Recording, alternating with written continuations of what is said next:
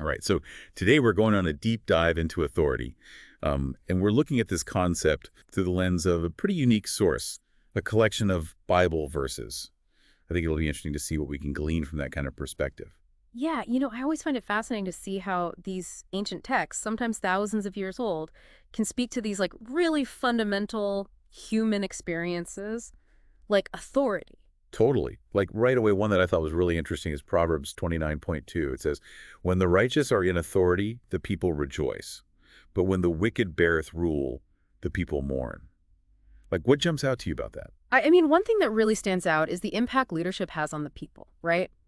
The proverb doesn't just focus on the abstract concept of power.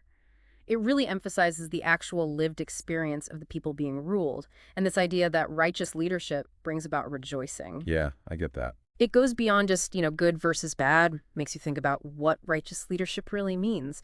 In this context, it seems to be talking about fairness, justice, wisdom, qualities that I think still resonate with people all over the world, even today. Right. And it's not just about being a nice leader. Yeah. It's more than that. Exactly. It's about embodying justice and wisdom. Makes you wonder how those ideas show up in leadership today. Like, what does that look like? Yeah, that's a good question. Right. Does it mean always being ethical or making choices that benefit everyone or fostering a sense of unity and purpose? That makes me wonder, though, are there times when a leader has to make hard calls? Like ones that maybe don't make everybody happy, but are like, ultimately for the best. How do we reconcile that with this idea of righteous leadership? That's a great point. It really shows that tension between wanting everyone to be happy and what's best for the whole society.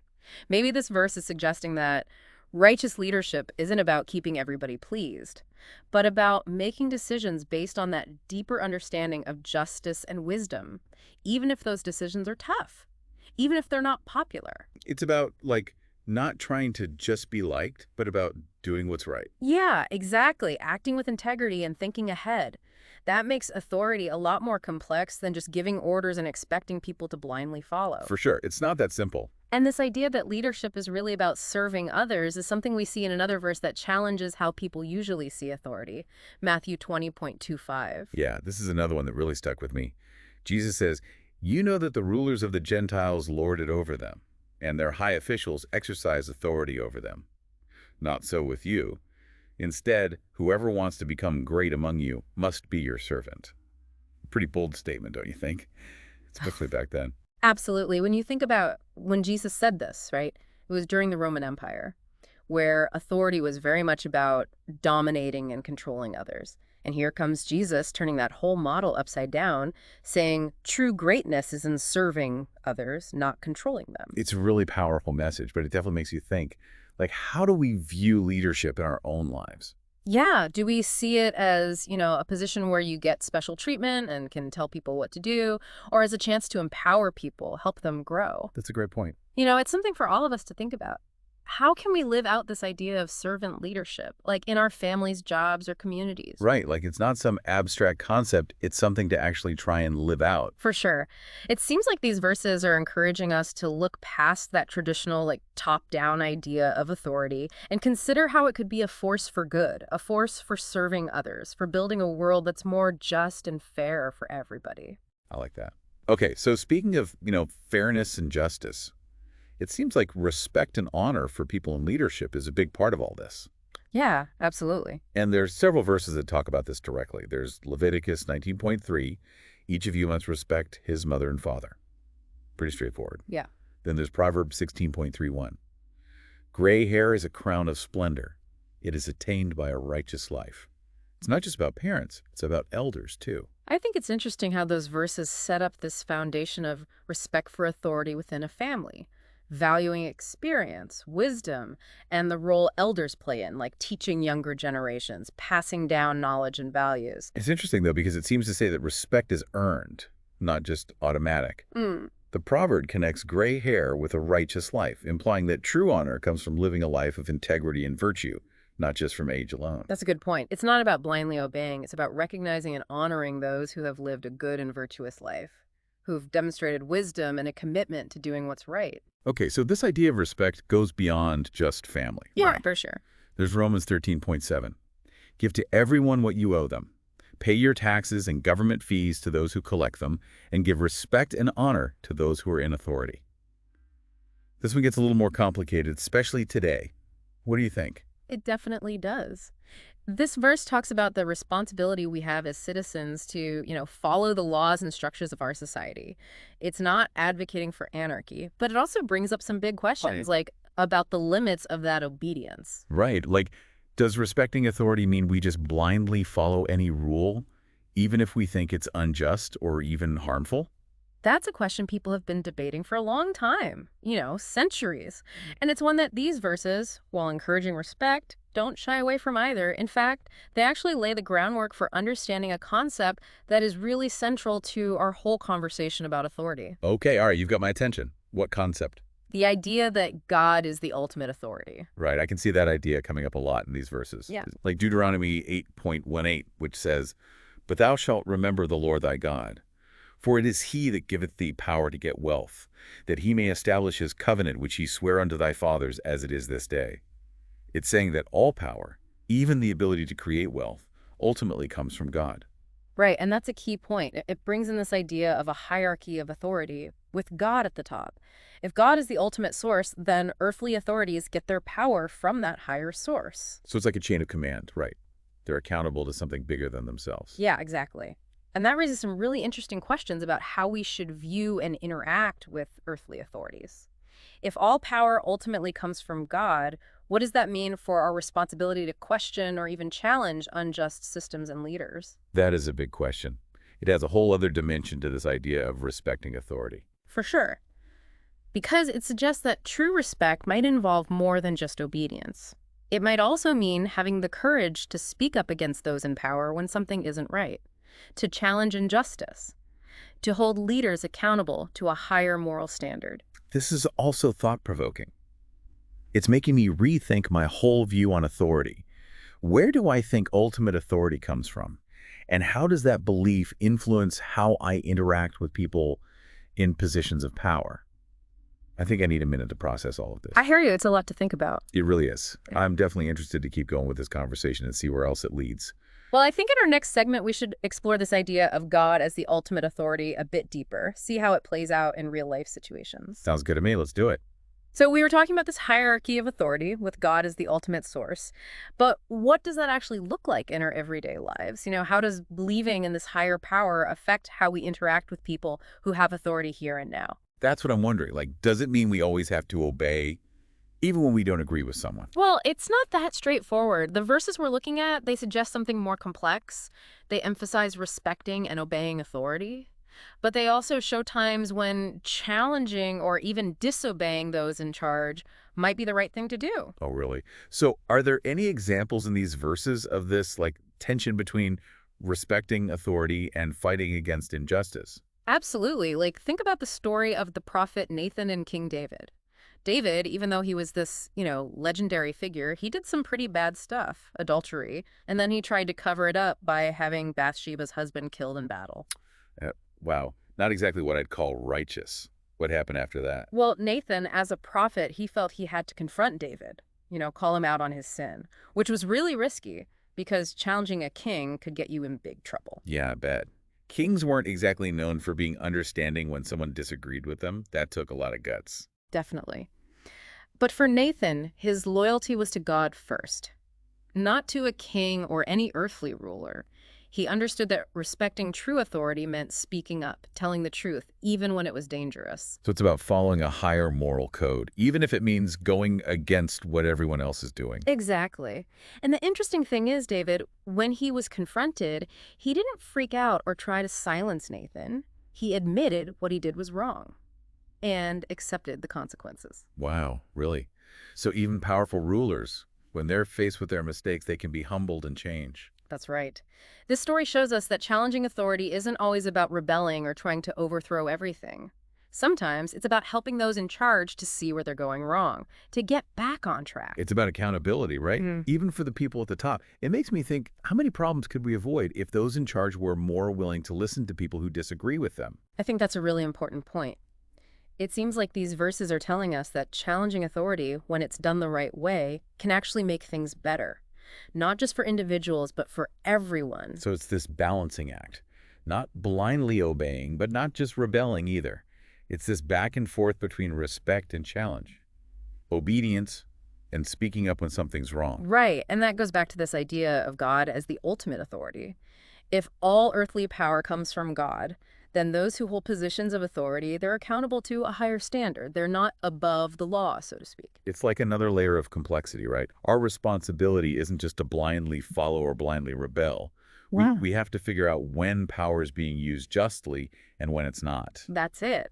And that takes careful thought, critical thinking, and sometimes the willingness to question the way things are. It reminds us that we're not just pawns in the game. We have a responsibility to help shape the world around us. I agree. These verses, they want us to be active participants in this conversation about authority, not just passive followers or blind rebels.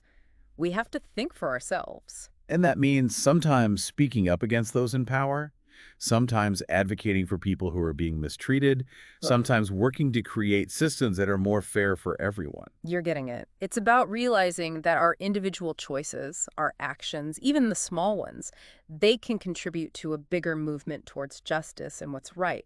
This is also eye-opening. My whole view of authority is changing. It's not just this top-down structure. It's this dynamic relationship between people, communities, and this higher power. It's complicated, isn't it? And these verses provide a framework for navigating that complexity. They really do. All this talk about challenging authority and speaking truth to power, though, makes me wonder about something. Is there ever a time when surrendering to authority can actually be freeing? That's a really interesting question. It leads us into this deeper idea of like the paradox of authority. Because sometimes giving up control, surrendering to a higher authority, can actually be incredibly liberating. Wait, really? How can giving up control make you feel more free? It seems like the opposite. Think about it this way. What if, by surrendering to a higher authority, whether that's like a set of moral principles or a spiritual belief, or even a cause you really believe in, you actually free yourself from the burden of having to constantly make decisions and second-guess yourself? So you're saying by choosing to align yourself with something bigger than yourself, it creates this framework that guides your decisions and actions. And that leads to a sense of purpose in knowing where you're going. Exactly. It's like trusting a really experienced captain to navigate a ship through a storm. You might not get every decision they make, but you trust their knowledge and experience. Surrendering to their authority, in a way, allows you to relax and enjoy the journey. You know you're in good hands. Okay, I can see that. Yeah. It's like choosing to trust that higher power, whether it's God or a set of values or even a group of people you share those values with, to guide you towards something better. That's a great way to put it. And that surrender, that alignment with something bigger than yourself, it can lead to a feeling of freedom you wouldn't have if you were always trying to figure everything out on your own. I can see how that would apply to so many things in life, like joining a religious group or committing to a political movement. You give up some individual control, but gain a sense of belonging, purpose, and shared values. Those are good examples. They show how surrendering to a higher authority isn't always about giving up your freedom. It could be about choosing to align yourself with something that deeply resonates with you, something that gives your life meaning and direction. This is blowing my mind. I'm seeing how authority can be both a source of control and a path to freedom, depending on how you approach it. It's definitely a paradox.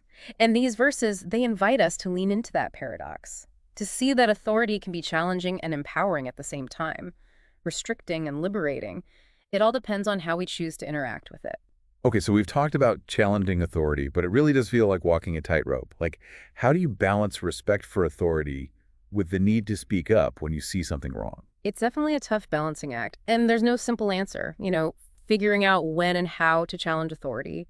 It takes careful thought. You have to consider the situation, the potential consequences, and even your own motivations for speaking up. You mentioned before how blind obedience can be dangerous. But isn't there also a risk in questioning authority too much? Where's the line? That's where it gets really complicated because things aren't always so black and white. Sometimes people in authority, they might be trying to do the right thing, but their actions still end up having bad consequences. Or it could be the other way around. Someone who seems like they're defying authority might actually be doing it because they have a really strong sense of justice. So you can't just look at what people are doing on the surface. You have to think about why they're doing it. and what the impact might be on everyone else. It's not as simple as just following the rules or rebelling against them. Exactly. It takes developing your own moral compass, a sense of what's right and wrong. And that comes from your values, your experiences, and I'd say your understanding of a higher purpose. It's easy to just blindly follow authority figures, especially if they're charismatic or have a lot of power. You might not even stop to think if what they're doing is truly right or if it fits with your own values. It's natural to want to follow people we see as being in charge, especially when things are complicated. But these verses, they remind us that we each have to engage with authority critically, to decide for ourselves what's right and wrong, and to act accordingly, even if it feels uncomfortable. Right, and that can be hard because it means we can't just sit back and let others decide for us. We have to be active participants in creating a world that's more just. Exactly. True respect for authority isn't about blindly obeying, it's about thinking critically. And sometimes that means disagreeing, challenging, even disobeying. Okay, but how do you do that in a way that's actually helpful? I don't want to be that person who questions everything just to be difficult. I want to challenge authority in a way that actually makes a difference. That's a good goal. And I think these verses offer some guidings on how to do that effectively. First, approach authority with humility. Recognize that you don't have all the answers, and that those in power often have a perspective you might not fully grasp. So be willing to listen and try to understand, even if you disagree. Exactly. And second, speak truth to power with courage and conviction, but also with respect. And be ready to have a real conversation, not just an argument. So it's not about trying to shut down the other person. It's about finding a way to express your concerns and perspectives in a way that opens up a dialogue. Right. And finally, remember that changing things, especially when it comes to authority, takes time. It's a long game. It's about planting seeds, nurturing change, and not giving up even when progress is slow. It's about working steadily towards a better future, not expecting instant results. One conversation, one action, one choice at a time. That's it. And these verses, even though they emphasize respect for authority, they also show us the importance of challenging injustice, even when it comes from those in power. This whole deep dive has been incredible. We started with verses about honoring your parents and paying taxes, and now we're talking about taking on unjust systems and fighting for what's right. It's amazing how these ancient texts are still so relevant today. It really shows how wise these verses are. They give us timeless insight into human nature and the complicated relationships between power, authority, and justice. This conversation has been so thought-provoking. I feel like I'm understanding authority in a whole new way now. It's not just about blindly following rules. It's about understanding the principles behind those rules and applying them in a way that matches your own conscience and values. That's the key takeaway here. These verses encourage us to think critically about authority, to be courageous enough to speak up when something's wrong, and to work towards creating a world that's more just and fair. Thank you so much for guiding me through this deep dive. It's been an amazing learning experience. The pleasure was all mine. And to everyone listening out there, I encourage you to keep thinking about these ideas. How can they challenge and inspire you in your own life? The exploration of authority is a lifelong journey. It's about always learning, questioning, and discovering more. And until next time, keep exploring, keep seeking truth, and keep striving to make the world a better place.